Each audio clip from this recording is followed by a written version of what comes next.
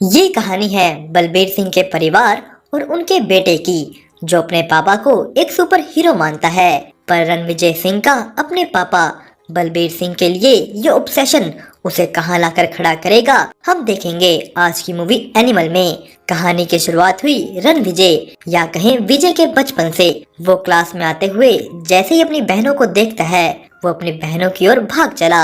आज उसके पापा का बर्थडे था तो विजय को जल्दी से घर पहुंचना है, पर उसकी टीचर को उसका ये बिहेवियर पसंद नहीं आया। टीचर ने विजय को क्लास खत्म हो जाने तक वहीं नीचे बैठे रहने की पनिशमेंट दे दी। पर जैसे ही क्लास की बेल बजती है, विजय भाग पड़ा अपने घर की ओर।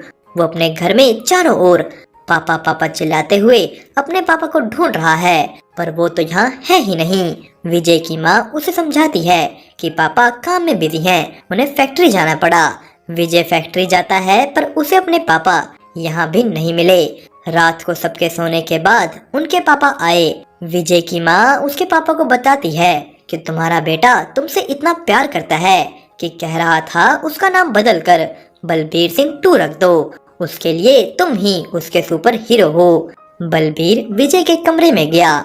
वो उसके हाथ से एक लेटर लेता है जिसमें लिखा हुआ था कि पापा, अगले जन्म में आप मेरे बेटे बनना और मुझसे सीखना कि अच्छे पापा कैसे बनते हैं, और फिर उससे अगले जन्म में मैं फिर आपका बेटा बनूंगा।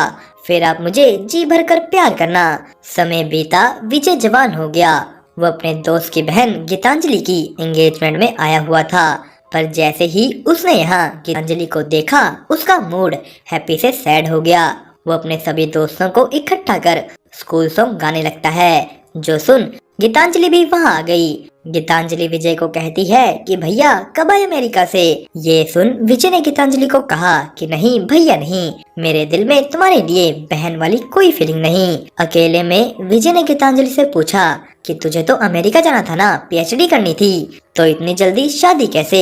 यहाँ विजय इनडायरेक्ट वे में गीतांजलि को कहता है कि तुझे एक स्ट्रॉन्ग लड़के को चूज करना चाहिए जो तेरे लिए कुछ भी कर सके, ना कि ऐसे को। वो जाते जाते उसे ये भी कह देता है कि गीतांजलि तुम्हारी बैग काफी बड़ी है, तुम्हें बच्चे हेल्दी होंगे। पार्टी से जाते जाते विजय गीतांजलि के भाई से भी पूछ लेता है कि कोई चांस है कि मेरी गीतांजलि से शादी हो जाए। उसने मुझे स्कूल में तो हाँ बोल दी थी, पर जब मैं तुम्हारे घर उसे मिलने आया, तेरी मासी ने मुझे राखी बंधवा दी।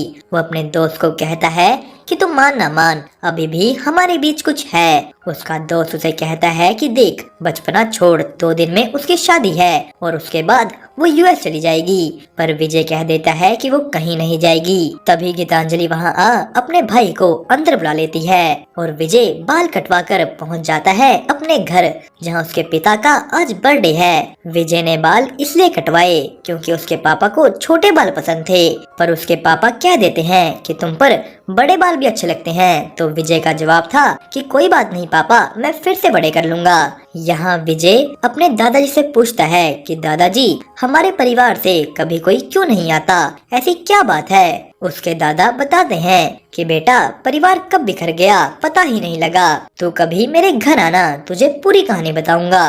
पर तभी विजय का जीजा उसे बुलाता है कि चल तुझे सीएम से मिलाऊं, पर विजय ने साफ मना कर दिया। विजय की अपने जीजा से नहीं बनती थी, तो वो इतनी सी बात को बहस कर बड़ी बना लेते हैं। विजय की बहन इस चीज से रोने लगी कि तुम मेरे पति से ऐसे कैसे बात कर रहे हो।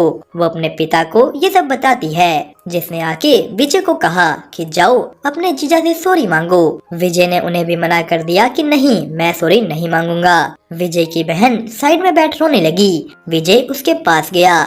यहाँ हमें उनके पास का एक सीन दिखाया जाता है, जहाँ जब उसकी बहन की कॉलेज में बच्चों ने रैगिंग की, विजय कॉलेज गन लेके पहुँच गया। उसे उस वक्त तो वो लड़के वहाँ नहीं मिले, पर रास्ते में उसने उन सबको अपनी कार से भगा भगा कर मारा। ये बात जब विजय के पिता को पता लगती है, उन्होंने उसे बहुत मारा कि तू ये सब क्या कर रहा है। विजय के हिसाब से ये कुछ भी गलत नहीं था। उसके परिवार को अगर कोई तंग करेगा, विजय उसे नहीं छोड़ेगा। विजय के पापा उसे घर से निकाल बोर्डिंग स्कूल में डाल देते हैं। फिर भी अब उसने अपनी बहन के कहने पर अपने जीजा से माफी मांग ली, पर विजय के पापा उसे यहाँ बताते हैं कि वो विजय के कंपनी शेयर्स वरुण यानी उसके जीजा के नाम कर रहे हैं, क्योंकि वरुण उनकी कंपनी स्वास्तिक, जो देश की एक बहुत बड़ी स्टील कंपनी है, उसे अच्छी तरह संभाल सकता है। यहाँ भी विजय को अपने बोलने की वजह से थप्पड़ ही पड़ा। वो अपना घर भी छोड़कर जाने ही वाला था कि उसका दोस्त गीतांजलि को ले यहाँ आ गया। गीतांजलि ने अपनी शादी तोड़ दी थी। विजय गीतांजलि को ले अपने पापा के पास जाता है। उसने उन्हें बताया कि मैं गीतांजलि से शादी करने वाला हूँ, पर उसके पापा एक शब्द भी नहीं बोले। वो दोनों गीतांजलि के घर जाते हैं। यहाँ भी सब उनसे एक्सप्लेनेशन मांग रहे हैं, पर उन्होंने कुछ इस तरीके से एक्सप्लेनेशन दे दी। विजय और गीतांजलि पहाड़ों में जा शादी करते हैं। इन सब के बाद वो अमेरिका निकल गए। पर अगले ही सीन में हम देखते हैं विजय बड़े बड़े बालों में बड़ी बड़ी दाढ़ी के साथ अपनी गैंग को ले किसी को मारने निकला है। वो एक ऑफिस मीटिंग में घुस गए जहां उसका जीजा बैठा था। एक इंसान भी उन्हें यहाँ देख रहा था, पर उन सब की आंखें बंद करवा विजय ने अपने ही जीजा का गला घोट उसे तड़पा तड़पा कर मार दिया। विजय के अंदर इतना गुस्सा भरा हुआ था कि उसने उसे मारने के बाद भी गोलियों से उसके शरीर के चीथड़े कर दिए। अब विजय ने ऐसा क्यों किया, ये जानने के लिए हमें जाना होगा कुछ दिनों पहले। विजय के पापा बलबीर सिंह पर किसी ने अटैक कर दिया था।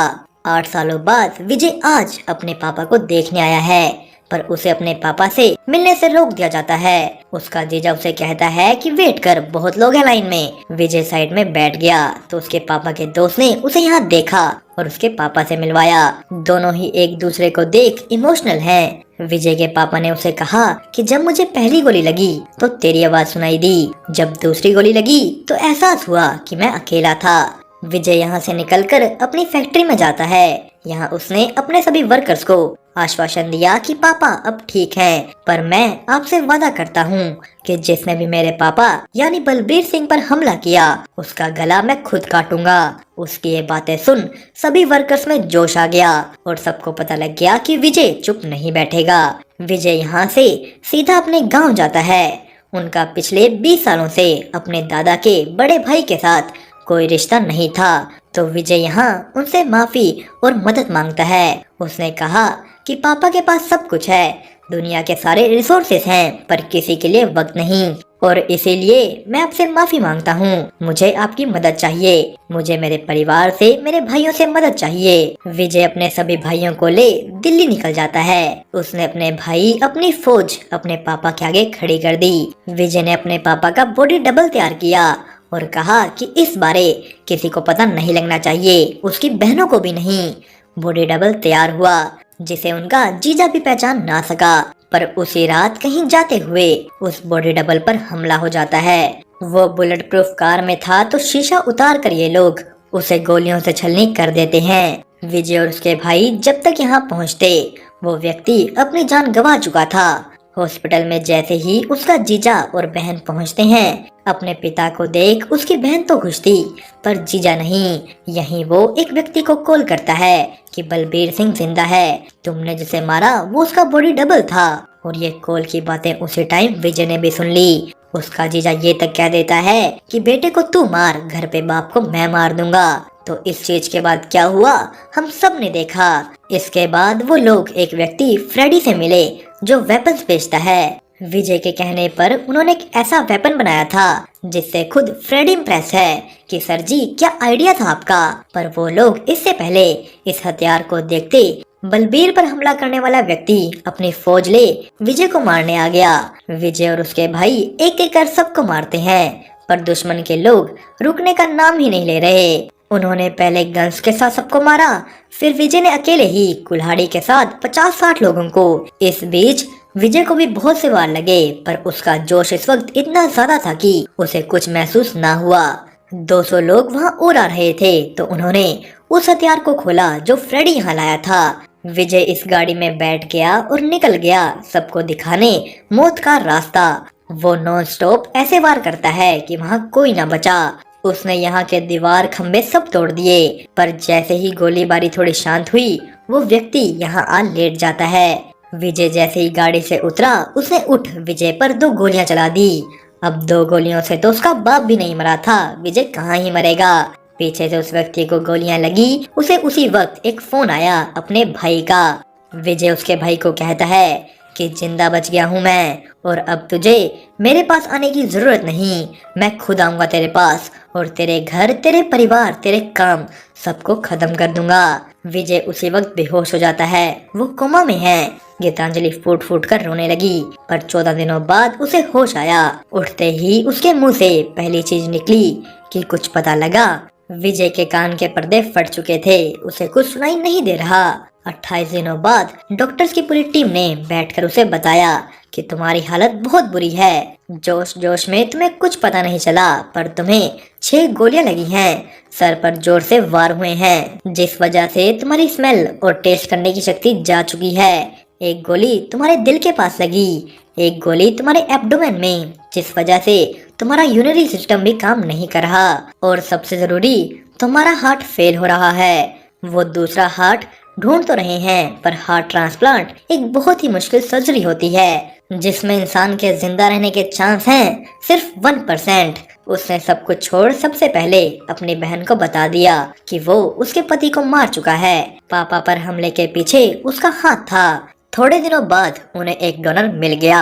आज शाम विजय की डॉक्टर से मीटिंग भी है, पर कहीं दूर इधर अबरार हक नाम के इस आदमी की तीसरी शादी हो रही थी। ये व्यक्ति बोल नहीं सकता, उसका भाई अदीब हक ही उसकी आवाज है। अबरार की शादी जैसे ही हुई, भीड़ में से एक आदमी उसे ये खबर दे देता है कि उसका छोटा भाई असरार दिल्ली में मारा गया। अबरार उसी वक्त सबके सामने खबर देने वाले व्यक्ति को मार देता है। वो अपने भाई से बहुत प्यार करता था।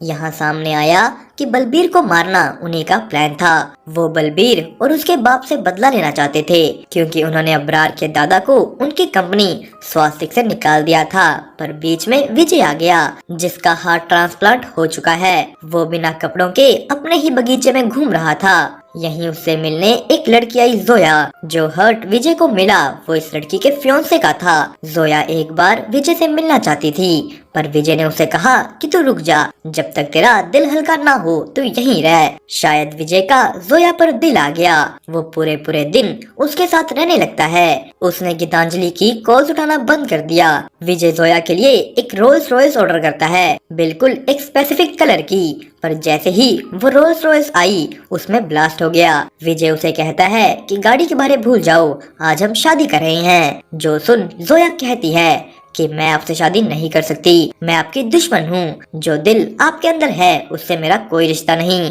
मुझे आपके दुश्मन ने यहाँ भेजा है। अबरार हक अपने एक छोटे भाई को ऑपरेशन के जरिए आपके जैसे बना रहा है, ताकि जब आप यहाँ मेरे साथ हो वो नकली विजय बनकर आपके परिवार को मार दे, जिसे मरते हुए आपका परिवार यही सोचे कि जो विजय हमारे लिए जान तक दे सकता था उसने हमारी जान क्यों ले ली। यहाँ वो ये भी बताती है कि अबरार और विजय का कोई रिश्ता है।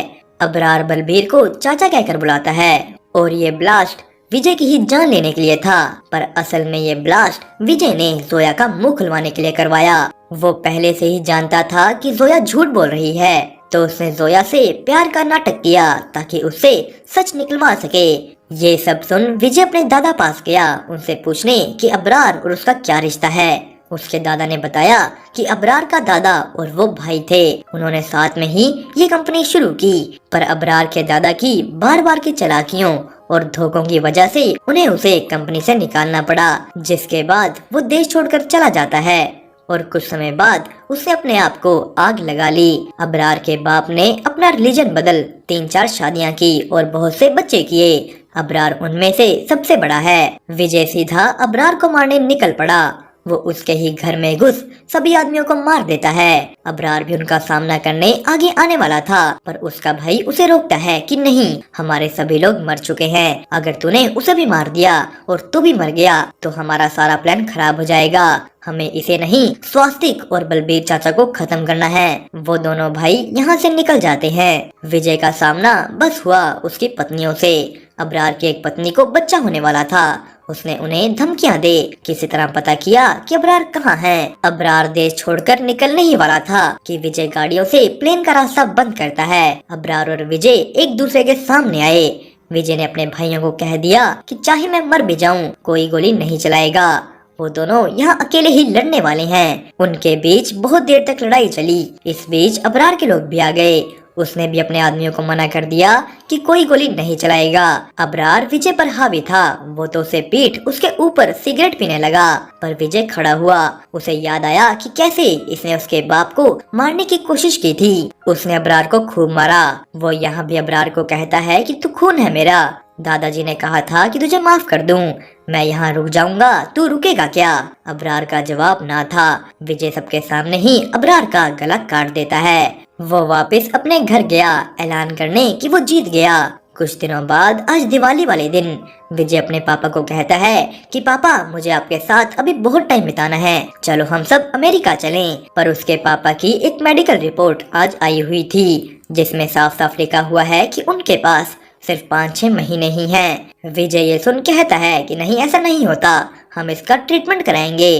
तो बलबीर का कहना था कि ये चीज तेरी गन्स और मारामारी से ठीक नहीं होंगी। विजय ने कहा कि मेरी गन्स और मारामारी की वजह से ही आज इस घर में शांति है। उन दोनों के बीच फिर से बहस हो गई। यहाँ विजय अपने पापा को दिखाता है कि कैसे उन्होंने पूरी लाइफ विजय को ट्रीट किया। ये सब देख बलबीर सिंह जिंदगी में पहली बार टूट गया। वो अपनी गलती एक्सेप्ट करता है कि उससे गलती हो गई। उसने विजय को वो प्यार कभी दिया ही नहीं। बलबीर विजय के लेटर में लिखी वो सेम बात रिपीट करता है कि अगले जन्म में तू पापा और मैं बेटा, तब तू वो गलतियां मत करना जो मैंने की थी। और फिर उससे अगले जन्म में मैं पापा और तू बेटा, तब मैं तुझे इतना प्यार करूंगा कि तू खुद कहेगा कि मैं दुनिया का सबसे महान बाप हूँ। विजय ये सुन फूट फूट कर रोया। पर ये कहानी अभी खत्म नहीं हुई थी। आपको याद है अबरार का छोटा भाई अजीज, जिसे वो विजय जैसा बना रहे थे, वो तैयार है अपने भाई का बदला लेने के लिए। उसने सबसे पहले विजय के 2 भाइयों को जानवरों की तरह काट मार दिया।